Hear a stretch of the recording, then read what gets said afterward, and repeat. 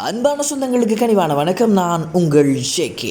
இன்றைக்கி இந்த மிஷினில் ஏறி நாங்கள் எங்கே போயிட்டுருக்கோம் அப்படின்னு சொன்னால் ஒரு அழகான கிராமத்துக்கு தான் போயிட்டுருக்கோம். ஏன் இந்த கிராமத்துக்கு போயிருக்கோம்னு சொன்னால், இந்த முறை எங்களுடைய கிறிஸ்மஸை கொண்டாடுறதுக்காக இந்த கிராமத்தில் இருக்கிற சிறுவர்களோடு சேர்ந்து தான் நாங்கள் இந்த கொண்டாட்டத்தை கொண்டாட போகிறோம். எங்கே போகிறோம்னு சொன்னால், அங்கே இருக்கிற ஒரு பாடசாலைக்கு தான் நாங்கள் இவ்வளோ வேகமாக போயிட்டுருக்கோம். இதுதான் அந்த அழகான கிராமம்.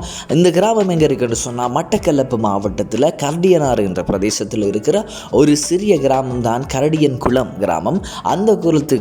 அந்த கிராமத்தில் இருக்கிற ஒரு ஸ்கூலுக்கு போய் அங்கே இருக்கிற சிறுகளோட சேர்ந்து தான் நாம் இந்த கிறிஸ்மஸை கொண்டாட போகிறோம். அங்கே போய் சமைச்சு சாப்பிட்டு ஃபன் பண்ணி அவர்களுக்கும் ஒரு சந்தோஷத்தோடு இந்த முறை கிறிஸ்மஸை நாங்கள் கொண்டாட போகிறோம். இதான் அந்த பாடசாலை. இந்த பாடசாலையில் தான் நாங்கள் சமைக்க போகிறோம். இதில் பார்த்திங்கன்னா நிறைய சிறுவர்கள் வந்திருக்கிறாங்க. உங்களுக்கு தொடர்ச்சியாக காட்ட இருக்கிறேன். அதுக்கு முதல்ல நாங்கள் இந்த இடத்த பார்த்துட்டு அப்புறம் நாங்கள் சமையல் ஒன்று போட போகிறோம். அந்த சமையலை இப்போ பாருங்கள். என்ன சமையல்னு சொன்னால், நாங்கள் பிரியாணி போட போகிறோம். எப்படி பிரியாணி போடுறது அப்படி சம்மந்தமாகவும் நீங்கள் இந்த வீடியோ மூலியமாக நீங்கள் பார்த்துக்கொள்ளலாம். முதலாவதாக நாங்கள் எல்லா வேலையும் செய்து எடுத்துகிட்டு சிக்கனை வச்சுருக்கிறோம். இதான் சிக்கன். அது இல்லாமல் வெங்காயம் இருக்குது. அதுக்கப்புறம் அதுக்கு தேவையான மற்ற சாமான் கருவேப்பிள்ளை ரம்பை எல்லாம் வெட்டி எல்லாம் வச்சுருக்கேன். எல்லாமே ரெடி பண்ணி வச்சுருக்குறாங்க. இதோடு தான் நாங்கள் சமைக்க போகிறோம். இந்த வீடியோ பார்த்திங்கன்னா விளங்கும். ரொம்ப அழகாக சமைச்சு கொண்டு இருக்கிறோம்.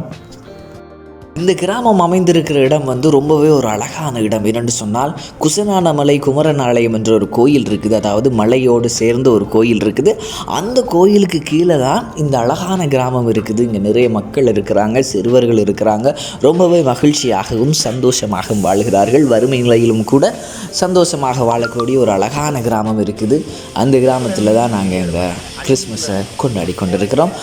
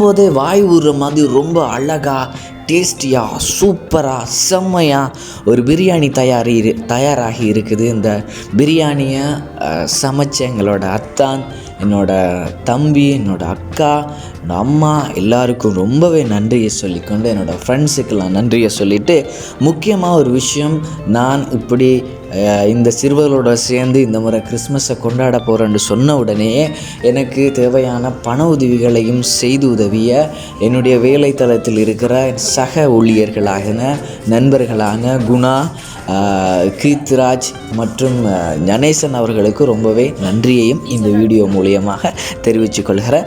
இப்போ வாங்க, சாப்பாடு ரெடி ஆயிடுச்சு. எப்படி ரெடி ஆகிருக்குன்றதை பாருங்கள். அதுக்கிடையில் ஒரு நத்தால் பாப்பா வந்து இவங்களை சந்தோஷப்படுத்தவும் போகிறாரு.